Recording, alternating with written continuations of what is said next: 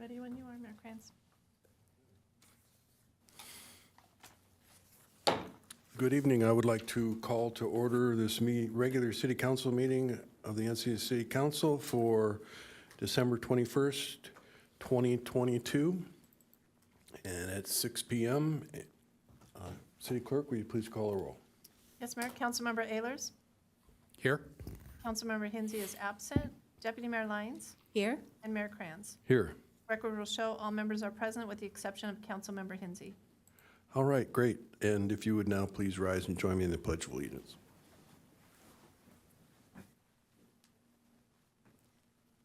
Ready? Begin. I pledge allegiance to the flag of the United States of America and to the republic for which it stands, one nation, under God, indivisible, with liberty and justice for all.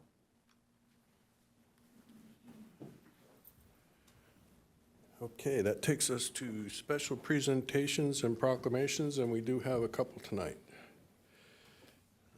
So let me head over there. You can sit in the front.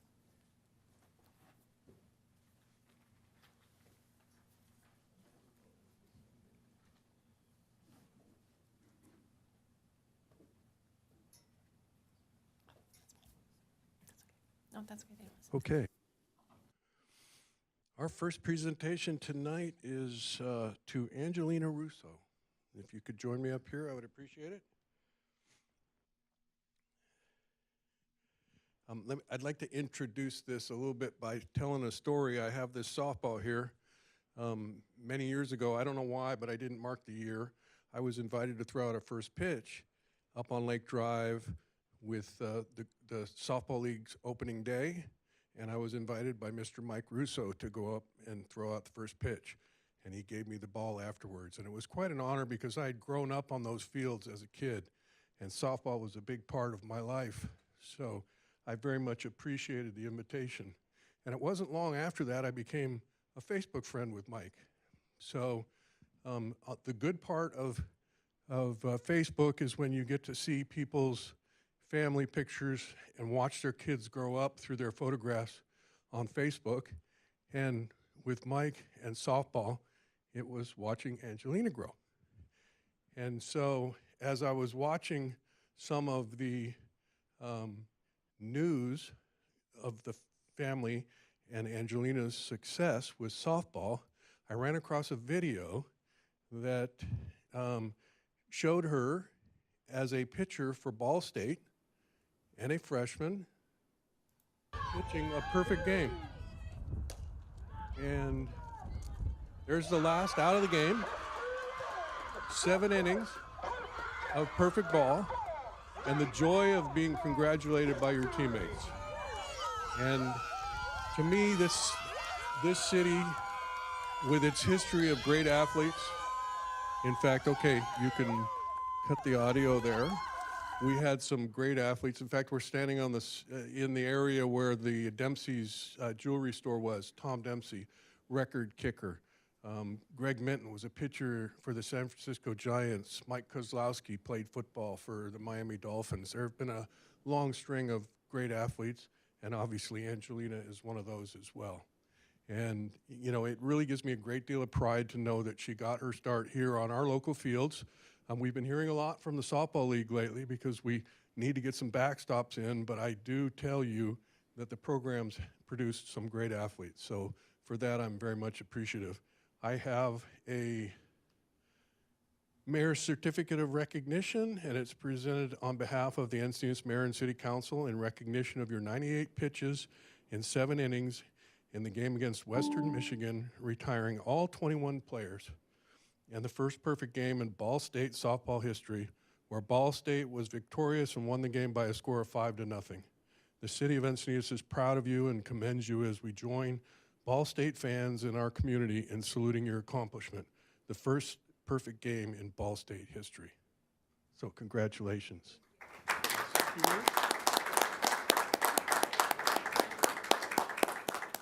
Really couldn't have done it without getting my start here with the local leagues and local coaches and families just supporting me throughout my entire journey. So thank you to the city and everyone else who has supported me.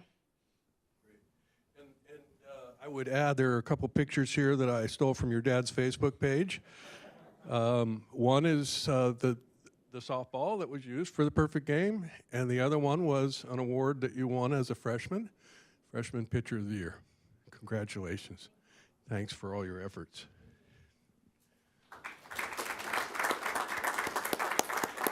Thank you. And I would like to call up next Logan Lee and Brandon Lee.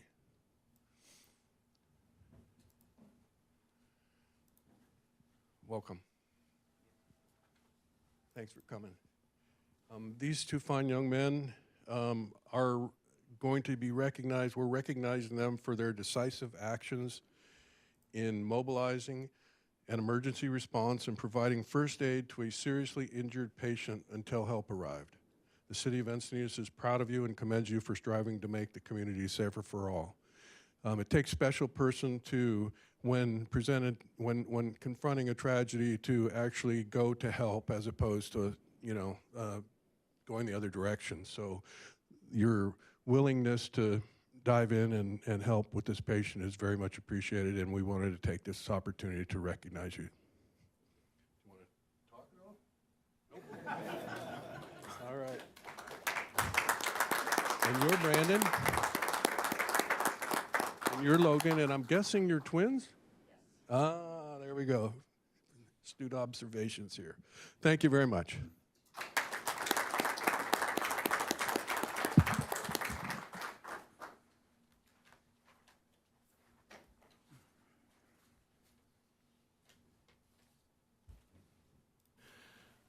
All right, and our next presentation will be from the Sheriff's Department.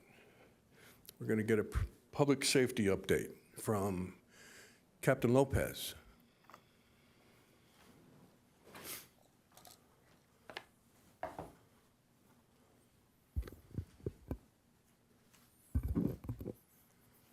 Mayor Crowns, Deputy Mayor Lyons, and members of council, good evening, and good evening to the members of the public here. Real quickly, this is an overview for 2022. I'll start with violent crime. From 2021 to 2022, overall crime has decreased by 25% in the city of Encinitas. One of the things we're most happy with is all sex offenses decreased by 80%. That's a pretty astounding number for a city. Aggravated assault overall decreased by 7%. Some of the strategies that we use to get to these numbers is the summer downtown detail, which is highly supported by the council, and we appreciate it, which allows overtime deputies to staff the downtown area, especially the bar areas. It gives us high visibility in the downtown areas, especially during the nighttime bar operating times. We also used operations with ABC to do spot checks on bars, not only for licensing, but we also did capacity and over-serving too. We utilized some undercover assets into those locations. There were some complaints by residents of possibly drugs being introduced into drinks and stuff like that. So we used undercover detectives in some of those locations. We stepped up our DUI enforcement, made more DUI arrests, and we also implemented our crime prevention through environmental design, is actually meeting with the bars and the bar owners and letting them know different techniques and different stuff such as lighting, bouncers and stuff like that that can actually alleviate a lot of these problems. And as you can see, I think we had a pretty good reduction in the numbers in violent crime. Moving on to property crime, we had an overall decrease of 5% when compared to 2021. Burglaries decreased by 6%. Overall theft decreased by 7%. Can you advance the slide? I'm sorry, sir. There we go. Yep. Going back, overall property crime did decrease by 5% compared to 2021. Burglaries decreased by 6%. Felony theft decreased by 7%. We did have an uptick, an increase of about 10% in auto theft numbers. You can see that chart off to the right-hand side. We had a spike between March and April. You can see that decrease in February from 12 down to 2 from January to February. That usually signifies, in the criminal justice system, that there was some kind of significant arrest made or maybe a chop shop or something like that was taken down. And then when those people are let out of jail, you can see the spike that happens going from 13 to 17. However, based on enforcement action, we were able to bring those numbers down. However, when you're totaling out those numbers, we did have that increase overall of 10%. And as you can see, going towards December, we're trending below average going into December and towards the end of the year.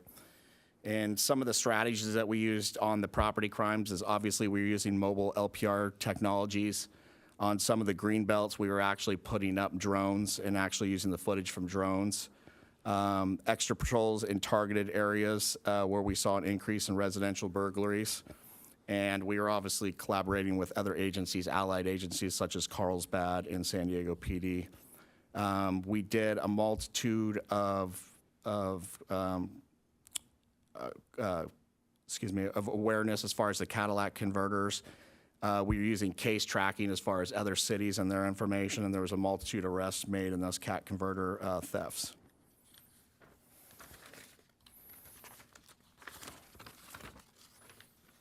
As far as the residential burglaries, which I believe is one of the most intrusive crimes you can possibly be involved in, we talked a lot at the beginning of the year about the series involving the South American theft groups and the LA burglary crews out of LA. Those suspects are known to basically smash the rear glass windows, steal items within several minutes, high dollar items such as safes, currency, jewelry, expensive handbags. These suspects were hard to identify based on the fact that they were using rental cars out of airports, especially out of LA. We were able to identify that through the FBI. And it was one of the reasons we asked the city to actually approve the LPRs, the license plate readers, is because we were having such a hard time tracking those vehicles. The time that these were at their height at the beginning of the year between January and June, we were deploying mobile LPRs throughout the city, which helped us actually make several arrests and basically liaison with our federal agency. And as you can see, the charts from January to June of 2022, that was the increase, and you can see it now from July to November, which has decreased. We've only had 4 since then.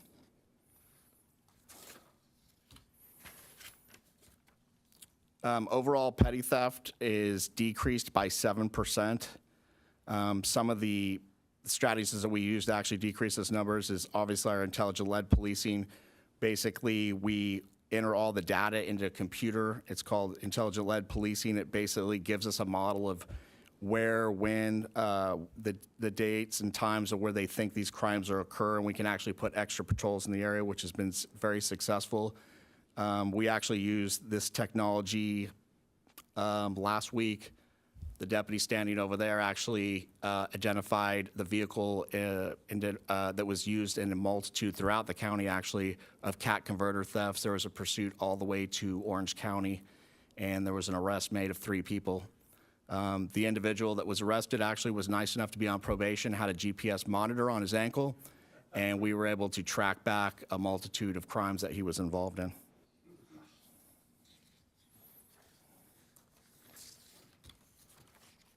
This is just our focus for 2023. I'm really trying to, as the captain of the station, listen to the citizens. As far as, the citizens' concerns, I have these numbered in order. Obviously, homeless, traffic, and e-bike education enforcement. A lot of people say, okay, you list those, what are you going to do about it? One of the things we're doing with the homeless is we're trying to take more enforcement action on private property. Obviously, we know the Boise decision deals with public property, does not deal with private property. So business owners, banks, some other areas like that, we're trying to get trespassing letters. So basically the citizens feel a little more safe instead of having, especially the homeless aggressive panhandlers at these areas such as banks, stores and stuff like that. It deters them and makes the citizens feel a lot safer. We're obviously working with the city and the city manager on some projects as far as homeless goes, and I think that we're going to be able to, moving into 2023, really make an impact on this area. The traffic enforcement, obviously, that's a big one. We've tried to deploy more traffic units into areas that we have high complaints at, or we have a high number of accidents. We're also trying to enforce school zones a lot more. Those school zones are getting a lot more dense. And then e-bike and e-bike education and enforcement. I'm hoping moving into 2023, there'll possibly be an ordinance introduced where if we're ticketing juveniles under 18 for laws related to e-bikes, that we can set up some kind of education program through the sheriff's department where those tickets can be dismissed if they complete a 4-hour course through our traffic division. We're seeing a lot more e-bike accidents. There was a serious accident yesterday where 2 juveniles riding about 20 to 25 miles an hour actually clipped each other, sending both to the hospital with some very, very serious injuries. They did not have their helmets buckled. They had them on, but they did not have them buckled. So that's part of the enforcement part that we're looking to make an impact on. And with that, I'll take any questions. Let's see, so going out thieving with your GPS tracker is probably not the smartest thing to do. No. And so I read in the paper that pursuit, the sheriff's department, I don't know if you were driving, but it stopped at the border of the county border? It went all the way to Orange County. Yes, and so then CHP picked it up. And is that part of our protocol in the sheriff's department, is to not leave the jurisdiction here, or I mean the county? We can leave the jurisdiction. What we try to do is anytime there's a pursuit, we try to hand it off to the agency that's most familiar with those roadways. I see. So we hand it off obviously to CHP, you know, for the highway portion of it. But if it enters into a city, let's say it entered into Orange County, we'd ask Orange County sheriffs because they're most familiar with those roads. They know where the school districts are, they know where the hospitals are, where they're going to have to slow down in these pursuits or discontinue the pursuit. And can you tell us any more about how it was that that they were identified as and pursued? We had information as far as what the car looked like. We knew that car was operating in a certain area at night as far as stealing cat converters. Using that intelligent lead policing program, basically we knew from a certain time on a certain day that vehicle will possibly pass. The cops deputy standing over there set up during that time, and lo and behold, the vehicle drove straight on by. So sometimes when you use this technology, it actually works to a T. Great. Deputy Mayor Lyons. Thank you, Captain Lopez, for a good summary. I'm happy to hear of the improvements that have been made over the year. And I'm also very happy to hear of what your focus is going to be going forward. I have 2 questions about the focus going forward. When you were talking about the homelessness, you were talking about trespassing letters. You were talking about it on private property. Could you give a little bit more detail about what the private property owner's involvement is then, how that works and how you get the authority you need to take some action in that case? Okay, as I said, the Boise decision only deals with public property. So what we do is we contact the property manager, and I'll give you an example. We've done it down by the Vaughns where the Encinitas Community Park is. There's also a bank located there. We had a large homeless population there, and basically what was occurring down there is when people were drawing money out of the ATM, they were immediately being approached by homeless asking for money because they knew they had just used the ATM machine. And/or we had complaints of elderly people leaving the grocery store and homeless people actually approaching them as they left the grocery store, panhandling the food that they had in their cart. So what we did is, based on the fact that that's private property, we had them send trespassing letters against the transients that were loitering in that area and serve them personally with those letters, which gives us the enforcement action basically at that point in time to serve them with a trespassing letter, a trespassing arrest if they don't leave. So they're not only served with the legal paperwork, basically we ask them to leave. Once they don't leave, we can actually take enforcement action and make an arrest at that point in time. So it just gives us a lot more leverage as far as turn into Darth Vader there. Yeah. A lot more enforcement action as far as private property business owners. And we're getting a lot of complaints, obviously, down 101 where they say that, some of the homeless are sleeping inside the breezeways of the businesses and not moving and stuff like that. Most of those areas are private property that we can actually take enforcement action on. All right. I'm glad to hear that we have some actionable things we can do to help on the private property. That seems like an improvement from where we have been as far as how we're focused. Of course, probably it's just one tool in a toolbox that has to be pretty full of other tools for helping and assisting homeless. And in that regard, the HOPE program, where we collaborate with our regional partners to get assistance from social services. How is that? Could you touch on that just briefly as far as how is that working, and what are your hopes for the HOPE program in the future? Well, I have the HOPE deputy right behind me, Deputy Ken Wells. But yeah, we collaborate with the county as far as the county social workers and McAllister Institute as far as the substance abuse portion of it. It works really well if we have a homeless person that's willing to accept the services. That's the piece that we always have a problem with. Is I would say 80% of the people that you're seeing out on the streets right now are not accepting those services. The money is there to support those services. It's just the willingness to enter into those programs is not. That's why we have to have a leverage as far as the enforcement arm of it, and also, the compassionate arm of it to basically give them services when they're willing to accept. I think part of us in taking enforcement action is making it harder for them to be out on the streets, so that a lot of them are accepting some of the services that we're providing. Very good, thank you. My last comment is just to say I'm glad you're keeping your eye on the e-bike situation, and I know I'm keeping my eye on what the city of Carlsbad is doing. They've got a few more resources than we do, and they've been looking at how they can help improve safety and their regulatory kind of choices when it comes to the e-bikes, and interested in talking further about how we can improve there. Thanks. And Deputy Mayor Lyons and I were both attended a class that the San Diego Bike Coalition and one of your deputies conducted at San Diego Academy, and I found it to be very informative. It wasn't all that well attended, so I think one of the things we need to do is work harder to get more people to those safety classes. So I appreciate the efforts, though. And Councilmember Ehlers. Yeah, earlier this year I had a great opportunity to go along on a ride-along with deputies, and what you mentioned, your focus being downtown, the bars, enforcement, and homeless, that was the majority of, I chose Saturday night from 6 p.m. till 2:30 a.m. And so I think your deputies did a great job. I thought they were very gentle with the homeless, but it was, in fact, they were on private property at the time.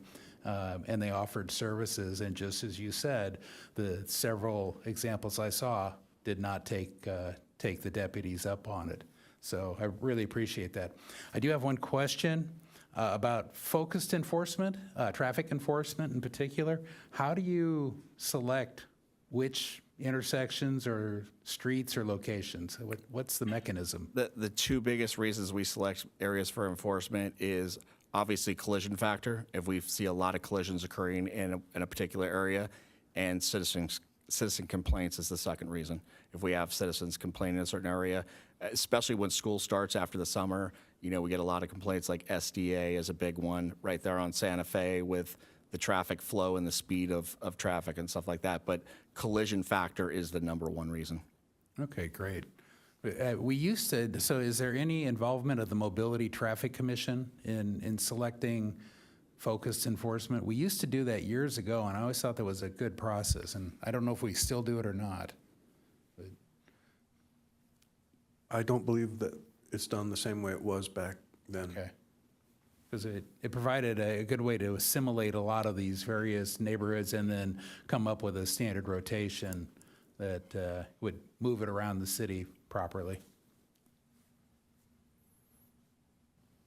Okay, seeing no other questions, I want to thank you, Captain Lopez, and your team for the efforts, and like seeing the trends heading down. Yep. Thank you. I definitely want to thank council for all the support, especially with the license plate readers. Recently, the council purchased we purchased 4 e-bikes ourselves to do more enforcement downtown on e-bikes, which allows the mobility a lot easier. The city participated in purchasing one of those bikes and obviously supporting the downtown detail with the overtime money they provide. So definitely want to thank the city council for supporting us in any way they can. Very good, thank you. All right, moving on to number 5, oral communications. Kathy, do we? Yes, we do have one, Mayor. Scott Campbell.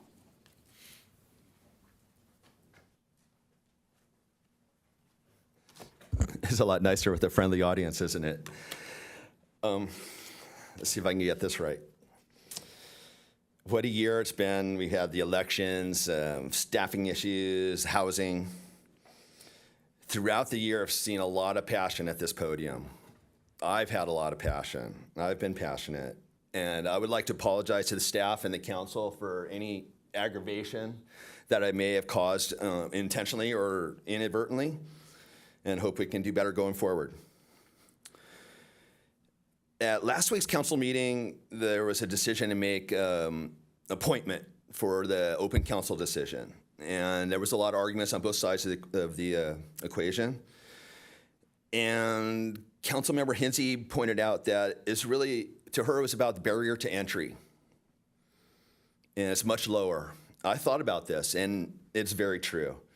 It's trivial to fill out a PDF form. I mean, if you can't do that, you're probably not qualified anyways. But compared to running a whole campaign and everything, the barrier to entry is much, much easier. And you really only have to appease 4 judges. You don't have to make thousands of people vote for you. You only have to have 4 people. Your odds are pretty good. Last week's meeting was a refreshing change from the earlier 2022 meetings. I like the harder lines of questioning and the greater levity. It was very refreshing. I couldn't help but notice all of the open commission meetings. There's 27 of them. I encourage people of Encinitas to apply. And notice that the people on the council right now were all on commissions before they were on the council. It's a good stepping board if you really want to get forward with this. I'm going to have to speed this up. As part of all those notices on the commission meetings, there's a couple things that popped up. The Brown Act, it consistently pops up. Brown Act, Brown Act, Brown Act. What is the Brown Act? I had to go look it up. Many people are concerned about the possibility of serial meetings or serial commingling when the decision to fill this position is made. There was also a discussion of a pledge not to run because of the incumbent advantage. I don't know, is that a means test? I think if you go for that, maybe the council can pledge not to discuss this outside the Brown Act. I think that's a fair trade. I'm good with this. Is the council good with this? I don't really have a choice. I have to believe that they will. During the campaign, and can I have a couple extra seconds, please? During the campaign, many people approached me, and after a campaign, many people have approached me about running for office. Well, here I am, and I'd like to announce that I just sent an email out to Ms. Hollywood with my formal application, and thank you for your time. That concludes oral communications. Thank you, Scott.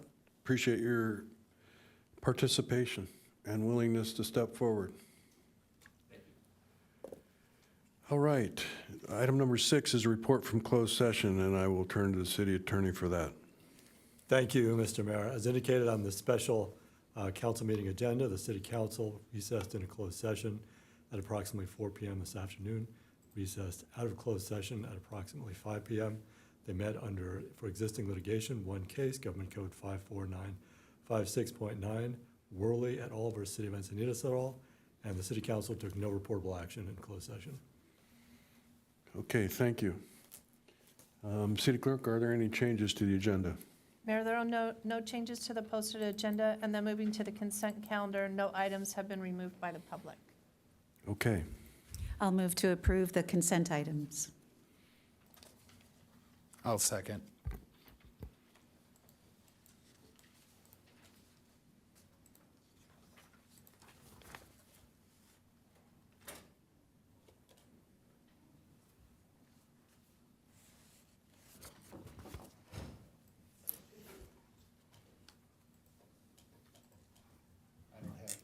Councilmember Ehlers? Aye. Okay. Councilmember Hensy is absent, Deputy Mayor Lyons and Mayor Yeah. Kranz both voted. So motion carries unanimously with Hensy absent. Okay, thank you. Moving on to item 10A, it's an annual report concerning the Mitigation Fee Act for fiscal year 21-22. And the presentation will be by Finance Manager Sanderson and Finance Analyst Ramos.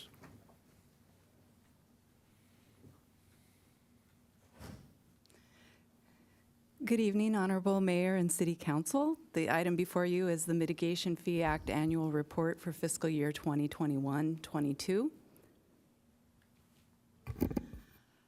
First, a little background on why we prepare this report and what it covers. The Mitigation Fee Act is state law that governs the establishment and administration of development impact fees. It has a number of requirements.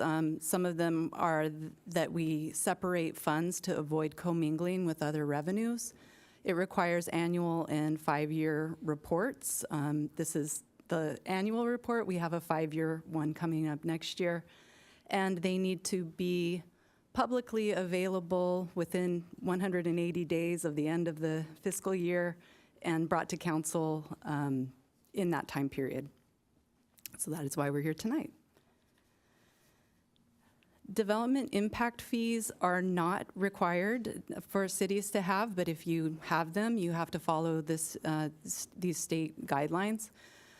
The City of Encinitas does have development impact fee program, and the purpose of that is to mitigate impacts of planned new development on city facilities to maintain an acceptable level of public service as the city grows over time.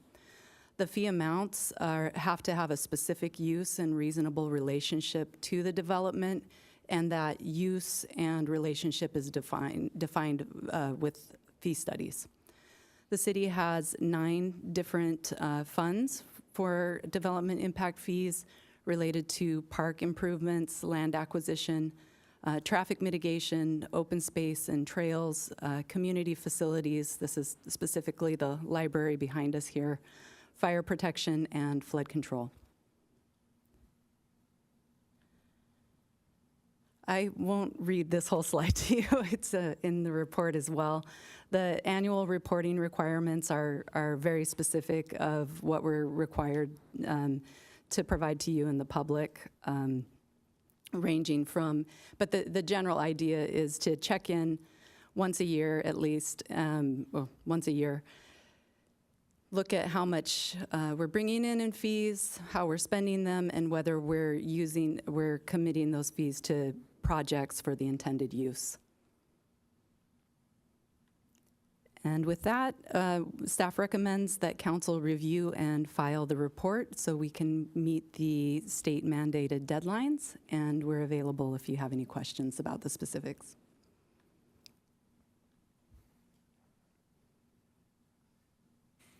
Okay, thank you for that. And Deputy Mayor Lyons. Thank you for the report. I'll go ahead and move the recommended action to review and file the annual development impact fee report for fiscal year ending June 30th, 2022. And I did want to say that I think we as a city and as a city council may have some larger questions surrounding these fees and how we are able to use them in our city for these purposes. But that's not what's here on the agenda. This is just the state requirement for reporting. So I just wanted to kind of, when I had my briefing with the city manager this week, we kind of went down a little bit of a rabbit hole and, why these are used and how we get to get developers to pay us these impact fees and how we get to use them. And perhaps in the future, we'll have a broader conversation on that. But I appreciate the very concise and well put together document today.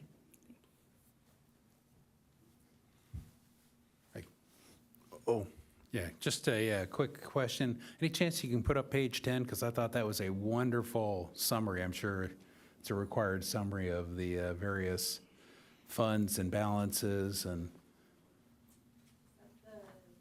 Of the report, of the Fund staff, balance staff summary? report. It's the table that shows each of the funds across the top, and Sure. that's it. Perfect. This is great. Because to me, this summarized it all in one place. You could see. My only question was, and I'm not questioning what we did with, or that it was used properly or improperly. I just wondered what it was.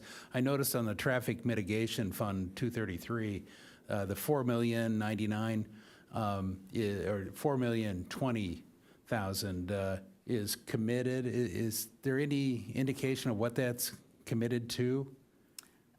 Yes, so as part of our annual CIP process and review, when we're bringing projects forward, the first funding sources that we look at are the restricted funding sources and see if things qualify for those. And so committed means that during the annual CIP, we've put some money on projects. And so this specific amount, the top three projects are Santa Fe Drive corridor improvements, Leucadia Boulevard roundabout at Hygeia, and La Costa Avenue improvements. And that's the cumulative project appropriations from these funds. Perfect. Thank you. Okay, and Deputy Mayor Lyons made a motion, and I can second that, and we can vote. And I don't know if my button is stuck, but I'm not getting to the voting. I can do roll call. Yeah. Councilmember Ehlers? Aye. There we Councilmember go. Hensy is absent. Deputy Mayor Lyons? Yes. And Mayor Krantz? Yes. Motion carries unanimously with Councilmember Hensy absent.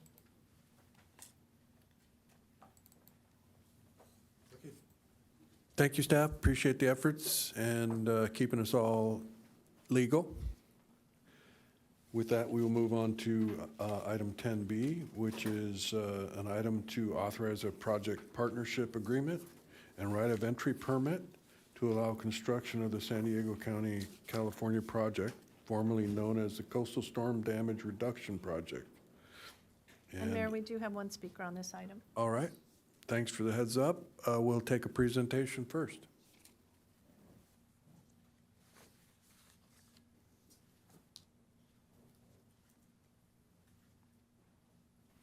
Mr. Moreau, maybe you could introduce yourself as you're in your new position and give a little background. I will do so. So I am the new Coastal Zone Program Administrator. Been with the city for a little over 20 years. So And you came out of the planning department, right? came out of the planning department and worked on a lot of these beach-related projects, from the Cardiff Living Shoreline, Beacons Beach. So yeah, I'm pretty familiar with all these Very good. items here. Yeah. Thank you. Congratulations. Thank you. You as well. So basically, this is item 10B. There we go.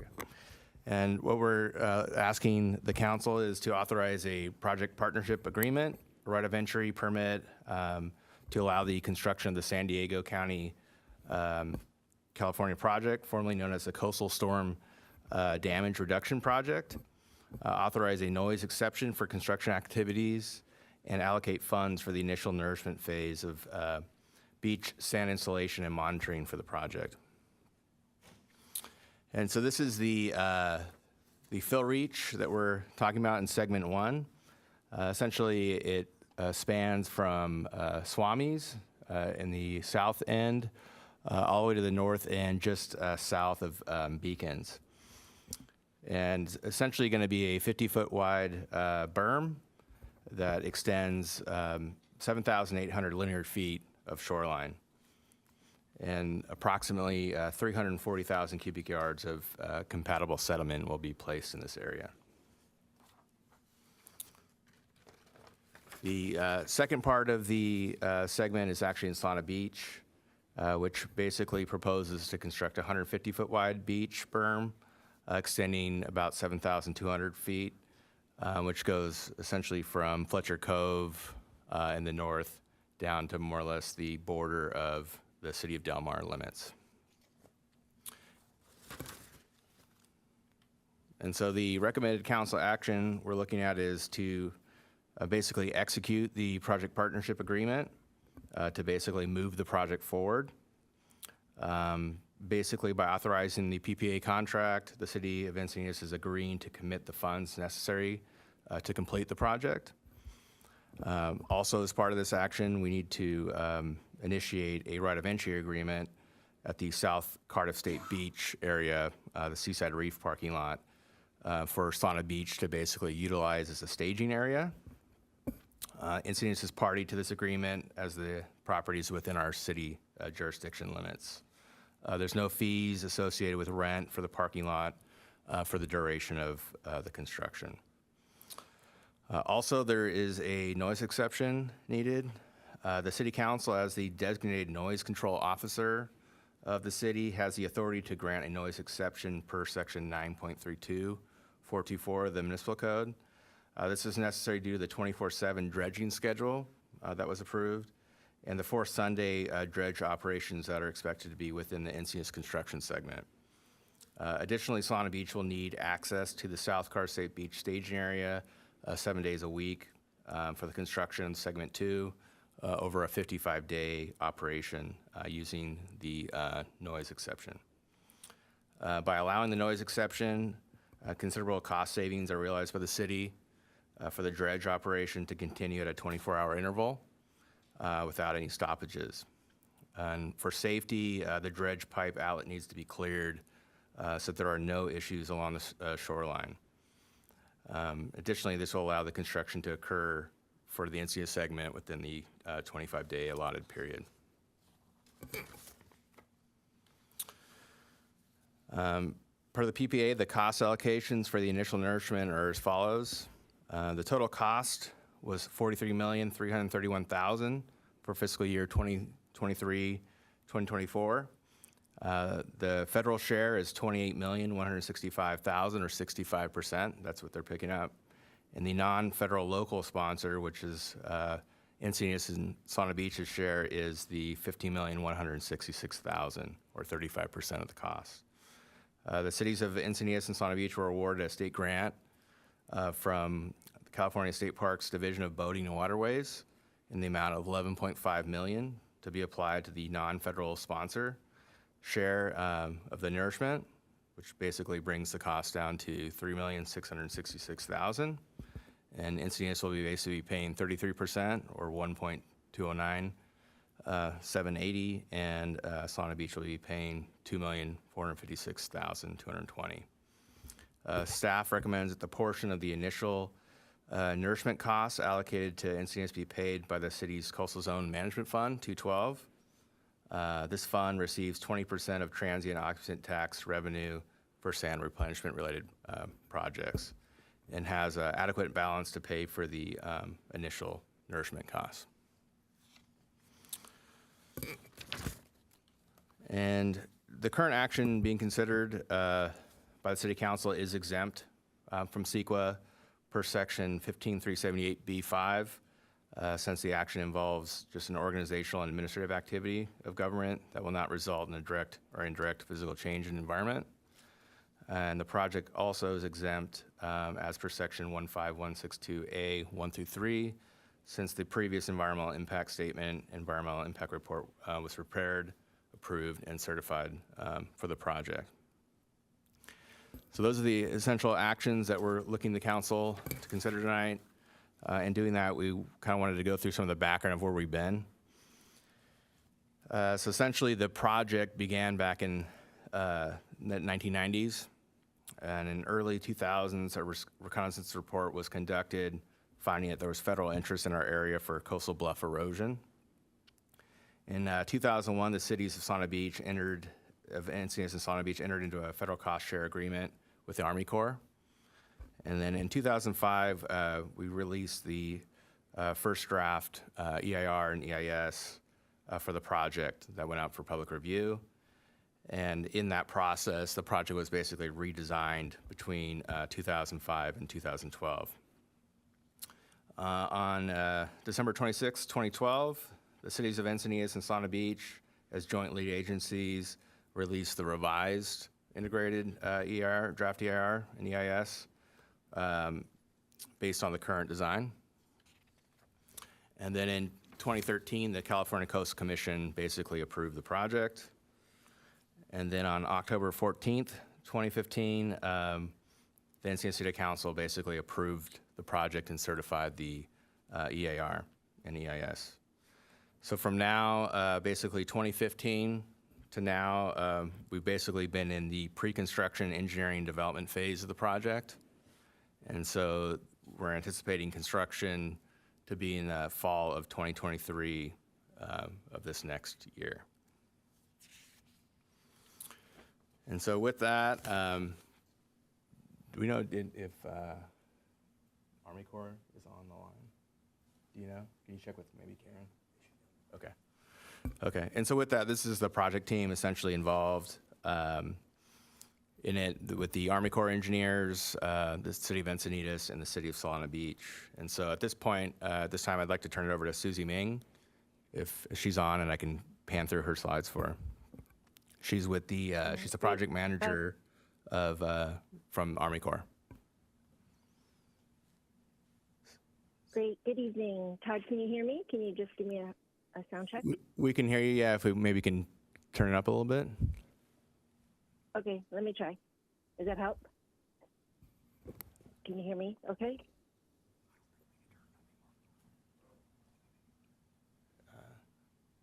Try it now. Okay, any better? Yeah, that's better. Absolutely. Okay, great. Thank you so much. Good evening. I'm Susie Ming. I'm the project manager from the U.S. Army Corps of Engineers, Los Angeles District. I also have on the phone with me today from the Corps, Mr. Caleb Lodge, who is our lead coastal engineer, and Mr. Larry Smith, our environmental coordinator and biologist. As well as you can see the larger project team. I'm sorry if I'm a little bit behind on the slides on the video, so I need to go to slide 2 for me.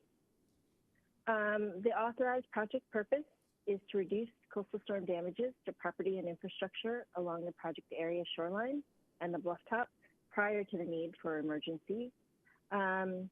Improve public safety by reducing the threat of life-threatening bluff failures caused by wave action against the bluff face, and reduces coastal erosion and shoreline narrowing to improve recreational opportunities for beach users. And as Todd indicated, we went through the whole feasibility process where we analyzed all the different project alternatives and came up with the authorized project that we'll discuss today and where we're at. Next slide, please.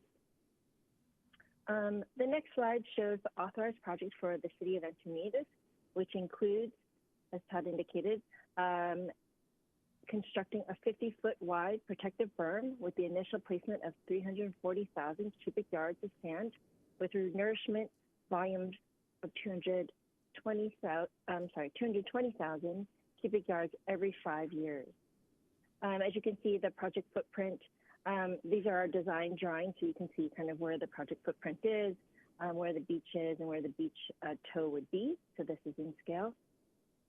If you can go to the next slide, it shows the authorized project for the city of Solana Beach, which includes the construction of a 100-foot wide protective berm with the initial placement of 700,000 cubic yards of sand with a renourishment volume of 290,000 cubic yards every 10 years.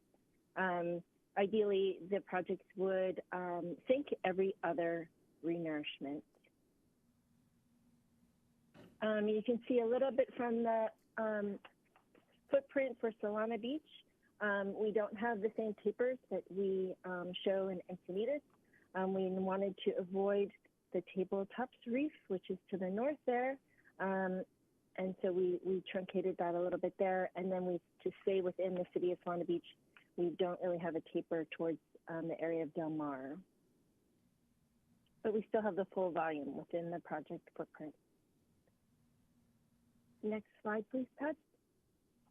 As Todd indicated, the project is currently in completing pre-construction engineering and design phase, which includes the completion of design documents and environmental compliance prior to contract advertisement. So basically everything we need to do for our pre-project monitoring as well.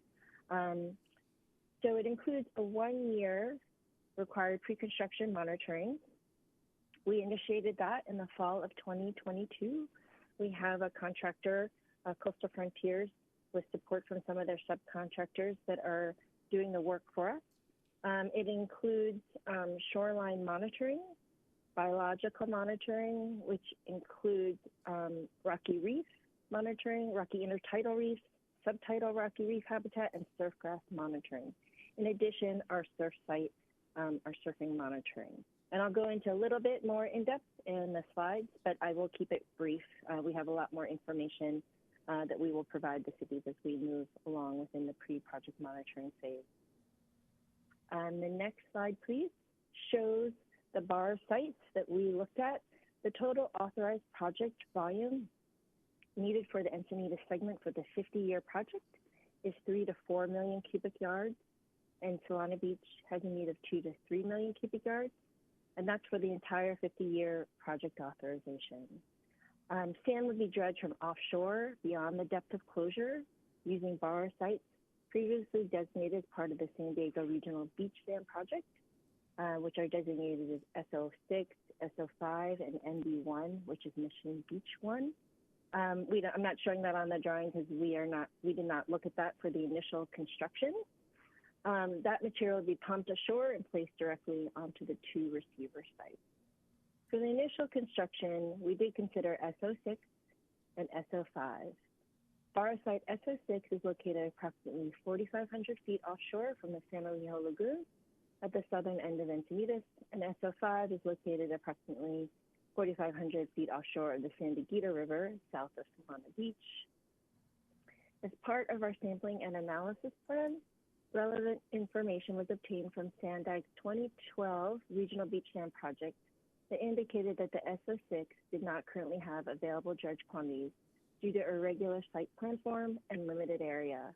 Therefore, we went to look at SO5 for the designated pre-construction investigations for the initial fill construction. The pre-project bar site monitoring includes seabed morphology and benthic habitat quality monitoring.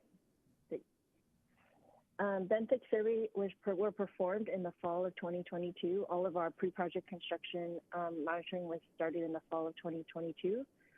We would do water and benthic quality monitoring in both the fall of 2022 and spring of 2023. What you see here for pre-construction monitoring will be done in post-construction monitoring as well. And so that more detailed plan is in our integrated feasibility report. You can go to the next slide. It shows a bit more detail about the monitoring that we're doing. I'm going to be pretty brief about the biological monitoring, but I do have Larry Smith on the phone if anybody has any more detailed questions. I'm going to start with the shoreline monitoring plan. As part of the 1-year pre-project monitoring, we include 21 transects. This started, as I said, in the fall of 2022 and will be done again in the spring of 2023. Usually about April 1 to June 30th. You probably are all very aware of the transects that have been done for SANDAG over the many years. Post-construction monitoring will be undertaken annually for 2 years in the spring and fall for those same transects. Lagoon entrance monitoring will include those that are immediately adjacent or within the project limits, which include Barranquilla, San Elijo, San Diego, and Los Penasquitos. Lagoon monitoring is included in the shoreline monitoring plan, and an additional 2 transects were added north of Los Penasquitos Lagoon. One is DM 565, which was historically surveyed but had not been done recently, and so was reestablished for this project. And also DM 535 is a new transect, which is close to one of the ones that Los Penasquitos Lagoon Foundation had been doing, but this one goes out to the full length. So that will be a new one, and we'll continue on. I just wanted to note, because I know there's been a lot of communication with the lagoon managers, we met initially with the Los Penasquitos Lagoon Foundation on the 19th of September of this year, and we had a follow-up with them and the other lagoon managers on December 12th, 2022. And so it was a really good discussion about what are their concerns, what are their dredging operations, and how we're going to be able to assess if there is an impact, if any.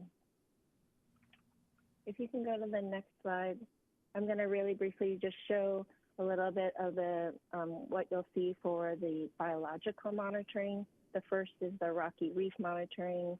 As you can see, we're doing supertidal, intertidal, and shallow subtidal habitat mapping using aerial photography. Some of these are just images that we will have. This is just kind of a general idea of the images that we'll be looking at to determine what kind of habitat we have. This is going to set our baseline. We already concluded the fall 2022, and we'll do the spring 2023, but without the aerial. Next slide, please. This shows the rocky intertidal monitoring. We see a very heavily sand influenced and highly variable condition. We will do sampling we completed our sampling in the fall of 2022, but we will not do spring since there's just a high variability. We will obtain data from scripts for comparison purposes. You can see here a little bit of the difference right between a fall condition and a winter condition. And these are just examples. So these are not from our current fall 22 monitoring efforts, but we will have a report on our fall and our pre-project monitoring. The next slide shows our subtidal rocky reef habitat monitoring. It will be side-scan sonar, which we use to conduct fine-scale mapping within the subtidal environment. We'll use track lines there to navigate the entire survey area. And the mapping will be completed for high and low quality reef conditions, supporting surf grass, upright algae, and invertebrate communities versus bare rock and turf algal communities.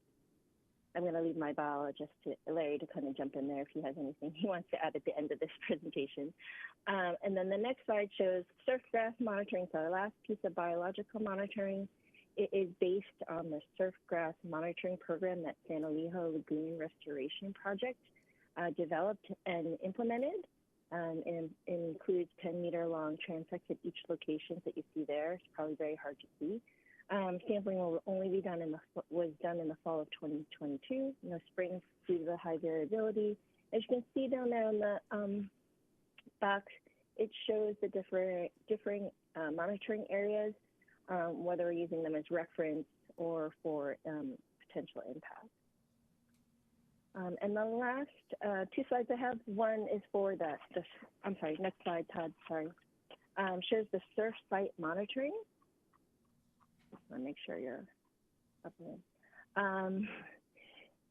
This is going to set the baseline. For all the other monitoring, we're usually doing fall and spring, but for surf site monitoring, it's a continuous daily observation. For 1 year, we started this in September 1st, all the way through August. It'll be done all the way through August 31st of next year, taking twice daily observations through video cameras. There are 6 sites. 3 are in the city of Encinitas, and 3 are in Solana Beach. Encinitas had surfline cameras that we were able to utilize at Ponto, Moonlight, and Swami. And we needed to establish 3 in Solana Beach because we did not have surfline cameras. So those are Tide Park, Tabletop Reef, Fletcher Cove, and Del Mar Shores Terrace. Those surfing monitoring parameters include surf height, wave period, wave direction, surf quality, sea surface condition, tide wind, crowds, and observer comments. We have an observer that looks at the data.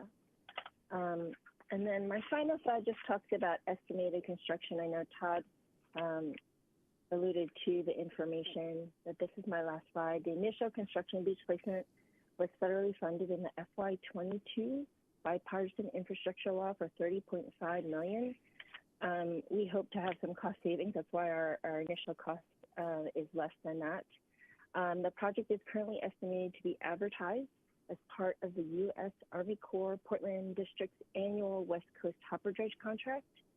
This contract is administered by our Portland District, and the base contract is for their operations and maintenance dredging work. We see this as a win-win for our project.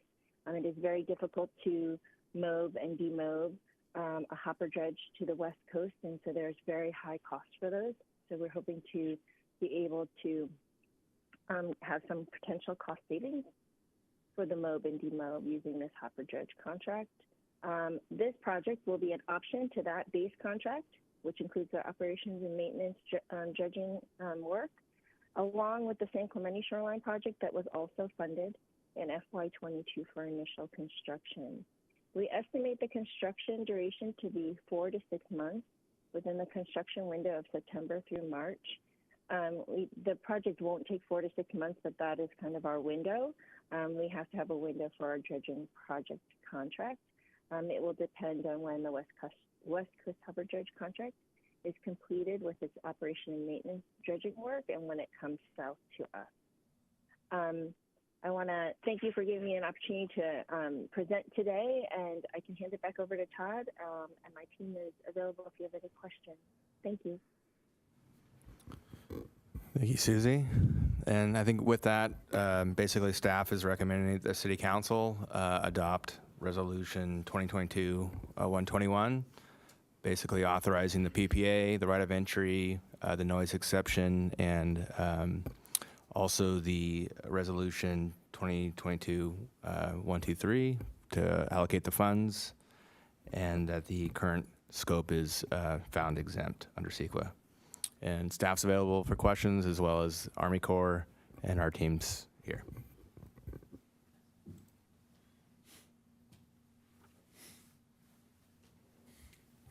Okay, thank you for that presentation. I recall as a new council member hearing this item and was pretty amazed that it was 20 years in the works when I heard it 10 years ago. So it is amazing to imagine that it has taken this long to get this far. So it seems like we're pretty close to having sand placed on the beaches. I do know that when we were considering it back then, we had a marine biologist, resident of ours, Dennis Lees, that was very concerned about the impacts of the dead zones that would be created by the borrow sites. And there are the concerns about the additional impacts of the placement of the sand upon the beach. But it looks like there's a lot of monitoring that will be going on. And I think that the project has done the best job possible to balance the benefits and the negative parts of this project. So with that, I will call on Deputy Mayor Lyons. Oh, and Bruce is first, but I can't see it. You better figure out the technology there. Well, the power is completely off to my monitor, so Okay. that's what I wanted Oh, to say, something okay. that I'm looking at a black screen, and We should move you down to Kelly's seat, but it's all right. We'll get through this. we'll get You through this just fine. Throw something at me. I'm going to be Yeah. waving down Okay. here, so. Councilmember Ehlers. Yeah, and I appreciate all the information that was with this report. It was very helpful to me, especially given it's been a 20-plus year endeavor, so it was great to be able to read about the history. I really only had a couple of questions about it. It all looks good. The months of operation, I believe Susie covered that. Is that mandatory, that it can only be during, I think her presentation showed construction window September through March? Could it slip into the summer? That's question one. So that we do not have an environmental condition or that we can't go outside the window, but we are trying to keep within that window to avoid the summer months, obviously. We don't want to have that impact. There's just a lot of public. The reason that we say 4 to 6 months is that we don't know when the Portland District construction will be done. And then it will be up to whoever bids on the contract, right, to put out their schedule. Will they come to San Clemente first? Will they go to Solana Beach first or Encinitas? We will have to see what happens when it goes out to advertise and gets bid. But we are not planning on being there in the summer. Okay, good. I appreciate that. And I just wondered whether there was some statutory or environmental limit. The other question is about the PPA, and it's currently written, assuming we need real property interests.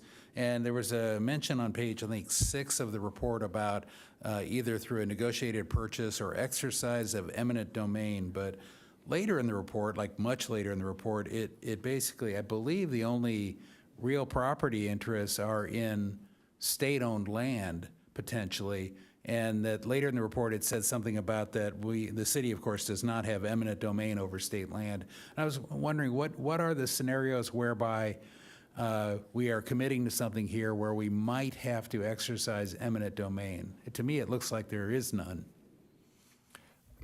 Yeah, the city is not interested in doing the eminent domain. We were looking at potentially right of entry for sand placement, essentially, on property lines that basically land on the beach. So there's a handful of them that are kind of in the downtown area that have property dimensions that actually hit the sand. Okay. So that's really all that would be used. And so that would be on private property. Correct. And it's just the foot of the hill where they might have a unique lot that extends beyond the base of the, what is The it? bluff. The bluff, height, actually, yeah. Mean height, yeah, okay. Yeah. Yep. That's my questions. Okay, Deputy Mayor Lyons.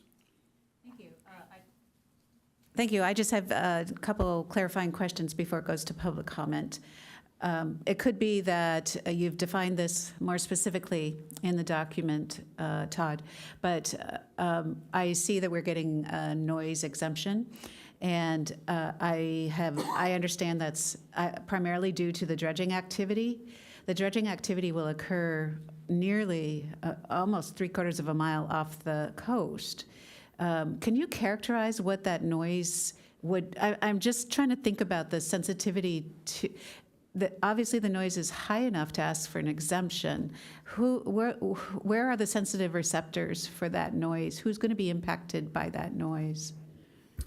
It's not so much the dredge offshore, it's the movement of the sand that's actually landing on the beach. So we need to clear the pipe essentially that's on the beach, and that's where we need the exception. And then on Sundays, typically is kind of a no construction day by ordinance. So we're asking for essentially 4 Sundays during our 25-day construction schedule. So the noise impact could move along the extent of the project, just depending on where the beach-related activity is happening at that time. Yeah, I yes? mean, the dredge pipe, and Susie, you can jump in, but essentially it's just south of Moonlight is where the landing part is. It has to kind of fit in at a diagonal, essentially, so it doesn't trip any of the reef systems in place. There's kind of one spot that essentially it works. So that area essentially is going to kind of be the impacted area that needs this 24/7 dredge operation to clear the pipe as the sand's coming out. Oh, thank you. Yeah. Do we have a plan in place, or should we, if we don't, to notify the residents in the area that would be impacted by that noise? Yeah, yeah, absolutely. We've got, so we have basically this next year to kind of, to reach out to the public, and that is our plan. You may not know the answer to this at this point, but is there any opportunity for any kind of noise mitigation, or is it mostly just a notification? It's mostly the notification, just because of the way our ordinances currently are written for this type of project. I mean, it's a 24/7 dredge operation. As a dredge disperses all its sand, then it fills up. It takes it a couple hours essentially to do that, and then it returns. So, yeah. Okay. I'm glad we're going to be addressing that, and it's an interesting impact that people will be sensitive to. I also do want to ask a question for clarification. I understood Susie to say there's monitoring at the lagoon entrances. I was kind of jumping in my head to see if I could get some more clarification. If there's monitoring at the lagoon outlets, does that mean there's coordination with the entities who manage the lagoons, La Barraquitas and San Alejo? And so if there's communication then, and there's monitoring, then what do we do if we find, for instance, that sand is migrating into the lagoon and creating, or something is happening that's creating an impact? This is Susie. I can jump in, and Caleb can add more if he's on the line. You're correct. We are monitoring. We're doing the transects, the shoreline monitoring. We are going to be taking the dredging information from all the lagoon managers, all their process, and all that data will be used to analyze whether or not the project has had any significant impact, and if so, what mitigation would be needed. I will clarify that the initial construction, as well as renourishment, our costs include an estimated assumption for potential mitigation costs. So that cost is included. As I indicated, we are working and coordinating with those lagoon managers. So we are getting information about their processes, what their volumes are, what their operations are, how they get funded. All of that we're going to be working on about what impacts we might have. But I will note that we won't be able to determine the impact until we do the post-construction monitoring, which will include, all of that shoreline transect monitoring and gathering all that information so we can analyze it. Okay, thank you. Appreciate your response. Public speakers. Yes, Scott Campbell.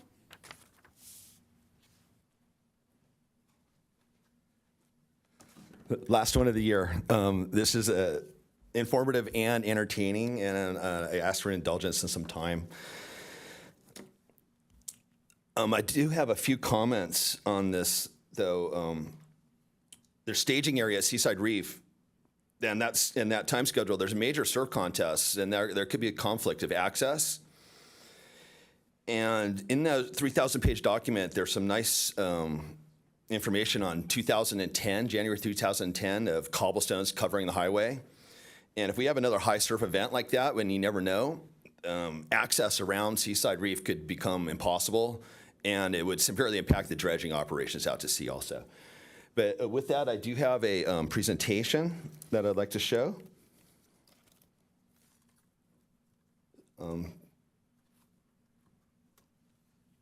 Okay. Encinitas Citizen Review Panel. We're going to talk about the beach replenishment. I ever figure this thing out. Okay, first off, I'd like to establish that I actually have a little bit of credibility in beaches. That's me on the cover of Surfer Magazine in 1986, True California. And interestingly, if the picture below that is Swamis, crowded. But there's a short history of sand replenishment at the northern end of Encinitas, and it's been done quite a few times. But I do like to say that for Councilman Lindy's, the machines are really cool. The sand pumping and all the stuff. It's like, it's this men with Tonka toys in sandboxes. It's really cool. And with that, I'm going to figure this thing out one of these days. I got a little show eventually. Maybe, hopefully it's loading. Can you hit the next page, please? Okay, so last weekend, I went down to the beach between Pono and Grandview, and I took some photos. And this is just to show the results of all those years of sand replenishment and the high. It's actually, the beach is safer now with all the rocks. The rocks protect the cliffs much more than was before. Okay, so this is 2015.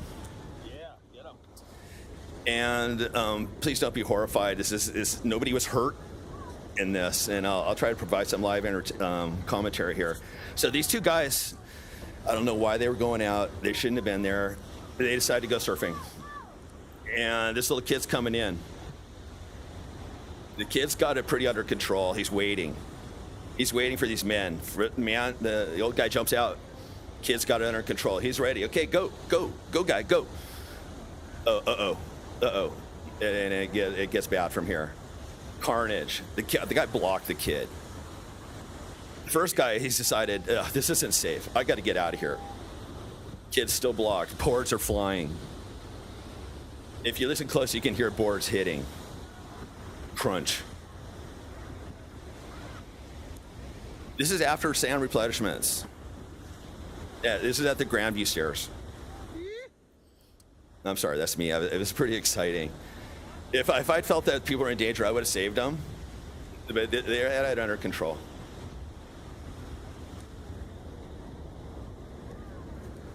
And then just a couple minutes later, another guy decides to paddle out, and this guy was even lower talent level. He does make it out. He's just getting battered. The point is sand replenishment. Okay. You can't get super excited about it. I love the sand. Hey, Scott, why don't you wrap it up without the video? Okay, thank you. Thank you for your time. Thank you. This kid's the best.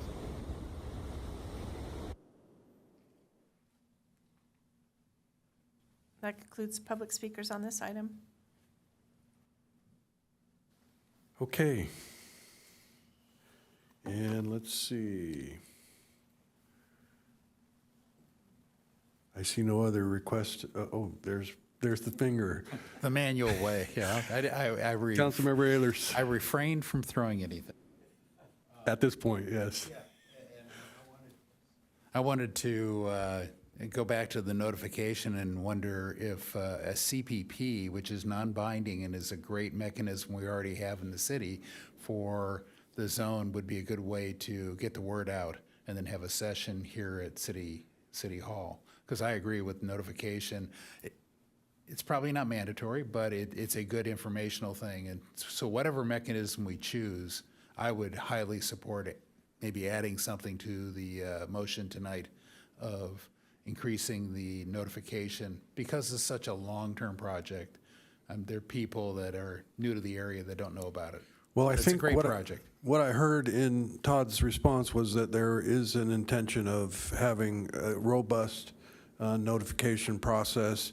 I don't know if that necessarily means a formal CPP, but I'm assuming we'll send notices. We'll have perhaps boards that show people what the project will look like, and we'll have a lot of opportunity for the community to have a better understanding of the project. Yeah, that's correct. We've kind of been mapping out the residents directly above there, so we're starting to get that list essentially together now. So, yeah, that would be the intent. So that's a commitment. I don't know that there necessarily needs to be anything in the motion. If you really want to add it, that wouldn't hurt anything, so it's up to you. I thought I just put my support out there with what Yeah, it's good. I agree. Couldn't agree more. Councilmember Lyons said, so. Yes, educating the neighbors is pretty important here. I mean, with that, I'm happy to move to approve. Staff recommendations, okay. Yep. And I'll go ahead and second. I just want to reemphasize for the public how long these projects do take, and this is a primary example of that. But they just do, because there's a lot of, it's very expensive. There's a lot of partnerships. There's a lot of potential impacts, and there's a lot of moving bits and pieces that do require a lot of coordination across multiple agencies. I know that SANDAG, through their SANDAG Shoreline Preservation Task Force, which I am an alternate on, and I attend the meetings which I can. Councilmember Hinsey is our primary representative on that, but through that, our county, through SANDAG, is looking at the whole coastline, all the way, the whole length of the jurisdiction of SANDAG in a similar way to phasing in other sand replenishment projects like this, and also other ways of protecting our shoreline, not only the beaches, but the cliffs. And so this is just one piece of, I believe, a much larger need across all of our shoreline associated with preservation to the extent we can, and it's all very expensive. So every time we have the opportunity to work with partners and create partnerships like this one to move some of it forward and our bit forward here in Encinitas, it's a good thing, and it's a good thing to celebrate. My only concerns, and it's always a concern when we do big things, is the impacts on our community and the impacts on our environment that are not intended, but might also occur. So you've answered my questions tonight. I think we've gone on the record of saying that we're going to have a robust public outreach process. We're on the record tonight of saying that. So I'm comfortable with moving the motion, and I'm seconding the motion. Thank you. Okay, very good. So with that, we'll vote. Councilmember Ehlers? Aye. Councilmember Hensy is absent. Deputy Mayor Lyons? Yes. And Mayor Krantz? Yes. Motion carries unanimously with Councilmember Hensy absent.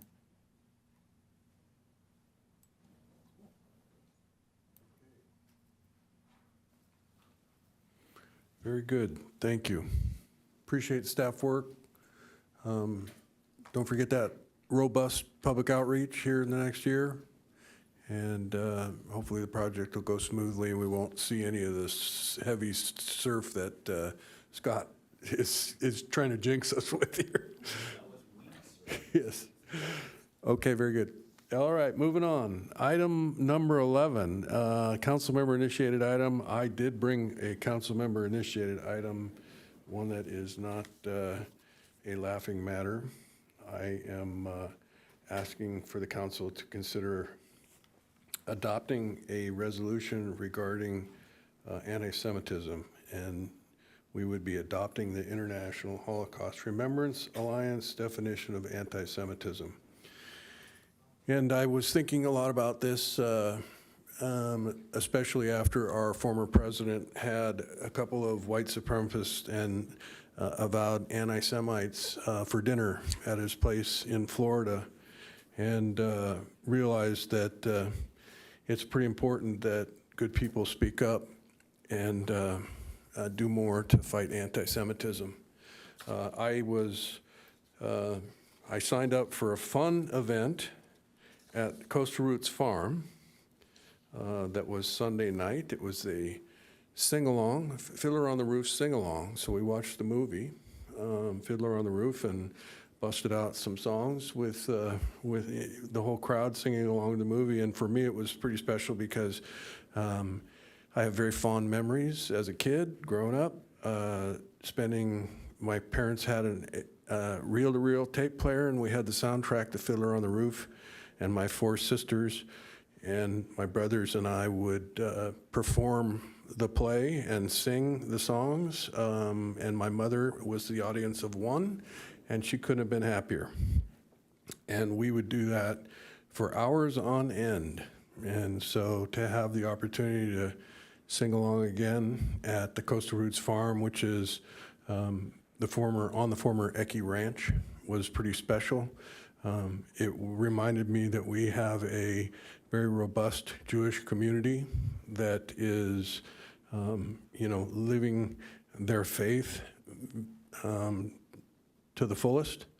I was asked, because I was there and I was talking about the Fiddler on the Roof, if I was a Jewish, and no, I'm Catholic. But on issues of anti-Semitism, I think we are all Jewish, and that we should fight against it with every fiber of our being.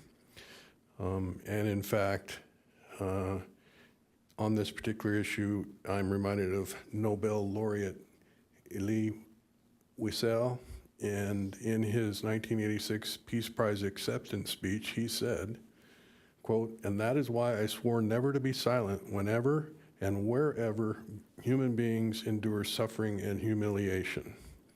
We must always take sides. Neutrality helps the oppressor, never the victim. Silence encourages the tormentor, never the tormented. Sometimes we must interfere.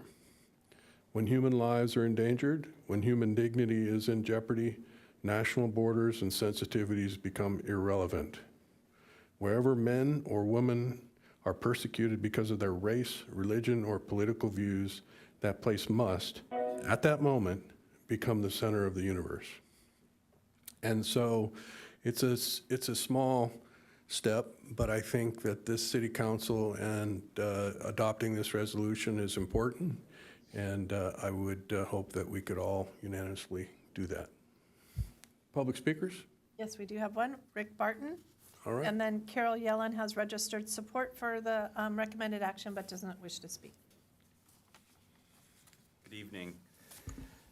I'm Rick Barton. I'm here with my wife Elaine Foyer Barton, and for 37 years we've been members of the city of Encinitas and the thriving Jewish community here in Encinitas. We're members of Temple Solel, raised our children in Temple Solel, and if you've ever been to Temple Solel, you'll know that it is simply a place of great joy, of great warmth, of great love.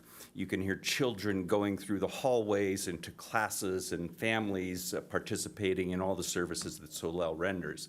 What you will also notice about going to Solel is that in order to gain entry, you have to know the code, and every member who comes to the synagogue to get onto the grounds has to be wanded because of our concerns with regard to security. We are 20 miles from Poway, where the Chabad shooter took place. I'm here because Councilman Ehlers alerted me to the fact that this was here, and he knows that for the past 30 years, my wife and I have both been active participants in the Anti-Defamation League. Both of us have served locally. We've both been the board chairs of Anti-Defamation League San Diego Regional Board. Both of us have served on national and international committees for ADL. I chaired our National Leadership Committee of ADL for 3 years and ran our Washington meeting. I've spoken on anti-Semitism around the country and been on internationally in the effort to combat it. I speak in support of this resolution and thank you for doing this. What the IRA, we call it the IRA definition, does is it allows cities, communities, governments, all those who are responsible for the well-being of members of their community to know that those who are charged with the responsibility of monitoring hatred of any sort is truly committed to that effort. Many government entities, public officials will respond with denunciations. What the IRA definition does is it communicates a commitment to going beyond simple denunciation. It's a tool for educating law enforcement and others that allows people to understand that there is truly a definition of this phenomenon of Jew hatred and its expression. And it allows for a starting point for a discussion on how to address it, instead of getting bogged down in what is or isn't this particular phenomenon. And so by adopting this, you're standing with communities around the world, literally, who have used this and adopted it to show their solidarity with the Jewish community and their commitment to the effort to combating this scourge that our community is still suffering under. If I can tell you that we held an event at Solel after the dinner at the White House. There were 1,000 people who were present for that. I spoke at the event. Elaine was also asked to speak at the event. And our community is truly frightened by what is happening. And what I told them was that, look, we are a small community. We are a speck when it comes. We are 1% to 2% of the total population. We need others out there in the community, everyone, to be part of the response to any sort of anti-Semitism. And I so appreciate your doing this because it really sends a wonderful signal to those in our community. And I just thank you very much. I appreciate the comments, and yes, I couldn't agree more with your sentiments there. And I've always been very proud of our community. We are a diverse religious community. We have a number of faiths. The San Diego Interfaith Ministerial Association is actively engaged in our community, and I want to make sure that the leadership of this city does everything it can to welcome people of all faiths, all skin colors, and sexual orientation. We want to make sure that you know you're safe here. So, Deputy Mayor Lyons.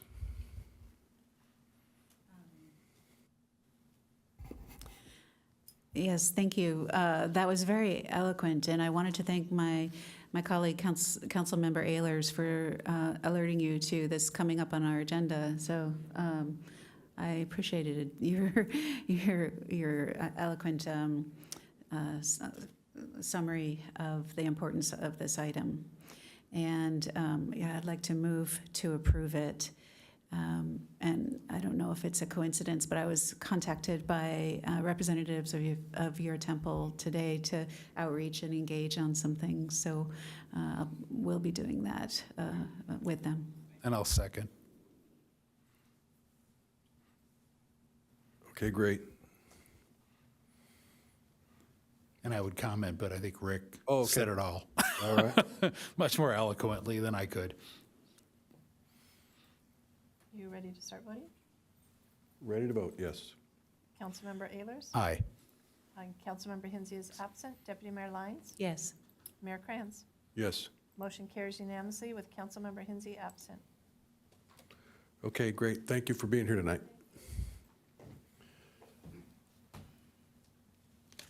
With that, we will move to council member reports pursuant to AB 1234.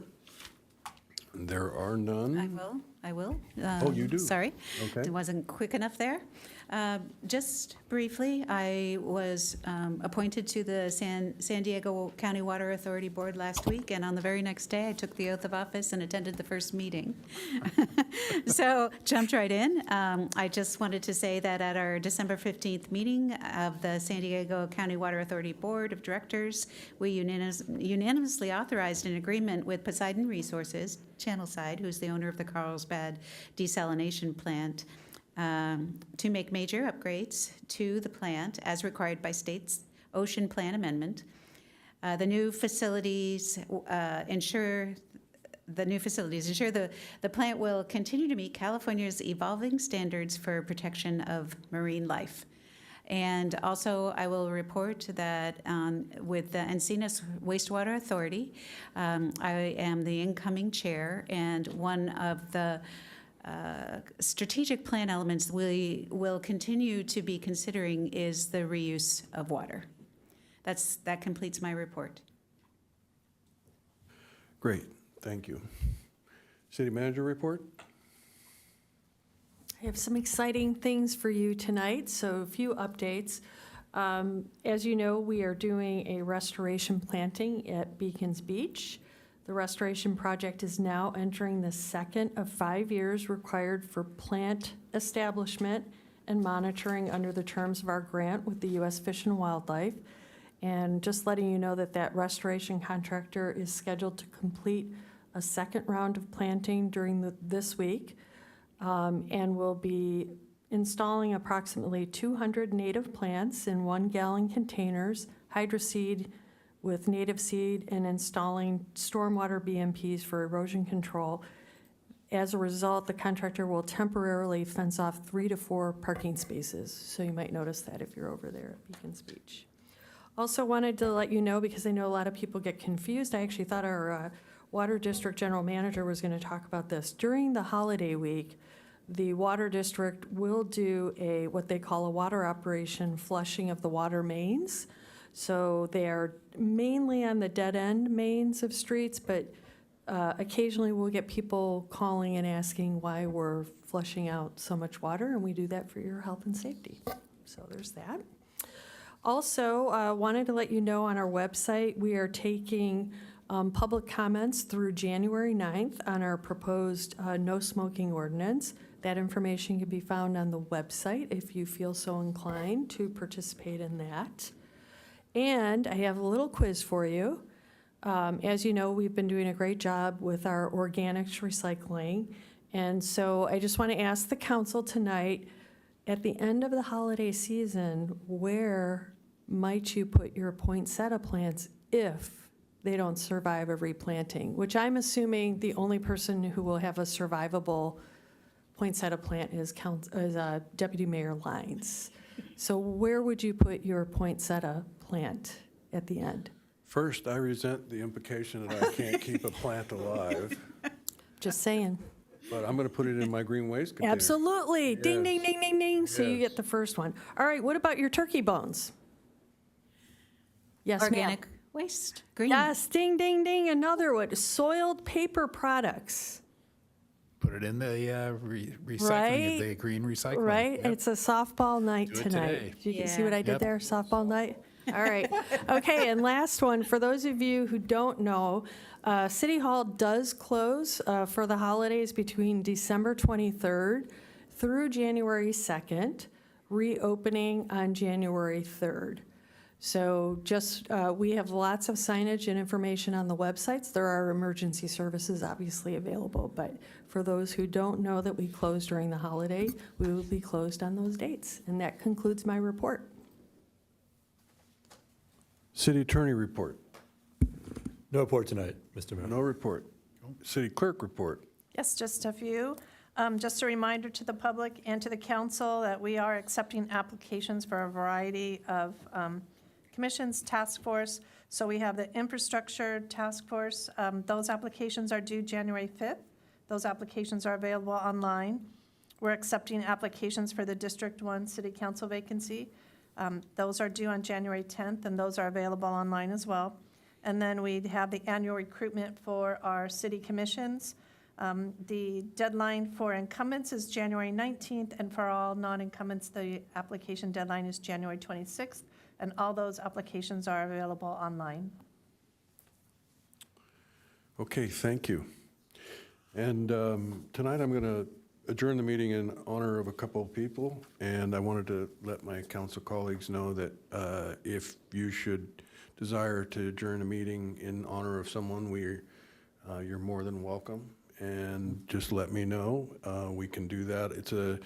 It's a tradition that they have at the San Diego County Board of Supervisors, and I think it's appropriate to have the opportunity to recognize community members that you think deserve to have a meeting adjourned in honor of. So tonight, I have a picture that I wanted to share of me at a book signing. I don't know if you got that other photo of, there I am at a book signing, and it's Charlie Marvin on the right. He wrote a book with about a bunch of guys that would get together at Cardiff Seaside Market and tell a lot of old stories. And it was, this was an event up at the Surf Museum. They had a book signing, and the gentleman on the left is Dr. Charles Lindsay, and he was part of the book. His wife is behind him there, and I'm sorry to say that both Dr. Charles and Heather Lindsay have passed away recently, and they, Heather and her two sisters, Jean and Julia, grew up in Memphis, and you can go to that other photo of the two of them. And they grew up in Memphis, Tennessee, having been raised by their parents, Dr. Harold and Jean Boyd, and with their visionary father and fearless mother, they extensively traveled the world before Heather came to California for college and to start her career in social work. Charles's parents, Dr. Charles and Mary Lindsay, came to Encinitas in the mid-20s, where they raised him and his two sisters, Joanne and Elaine, in the home they built and in which Charles was born. It's just off of Highway 101 on La Vida, I believe. Beautiful old home. And Charles went to medical school to become an anesthesiologist, and after being honorably discharged from the U.S. Navy as a lieutenant commander and flight surgeon, he took a job at Tri-City Hospital and eventually brought his young family back to the Encinitas home in which he had been born. Charles and Heather met and married in Vista in 1965 and raised their family in that same home in which he was born. At the age of just 84, Heather passed away on July 26th of this year, and Charles followed her in death just 7 weeks later on September 22nd at the age of 91, just before their 57th wedding anniversary. They were devoted to their children, knowing Jesus Christ, and they both impacted countless lives as they selfishly gave of themselves on a personal level to the betterment of so many over the years. Known for his stories and storytelling and for her infectious sense of humor, Chuck and Heather's was a legendary love story that won't ever be forgotten by those who knew and loved them. There are a lot of survivors that are listed, but the most important to me is Sylvia Lindsay Lang, who was a classmate of mine at San Diego and remains a dear friend. And to all of their family, I know the feeling of loss that you're experiencing, but you hopefully can keep the really warm memories of your parents in your heart, and don't ever lose that. With that, we're adjourned.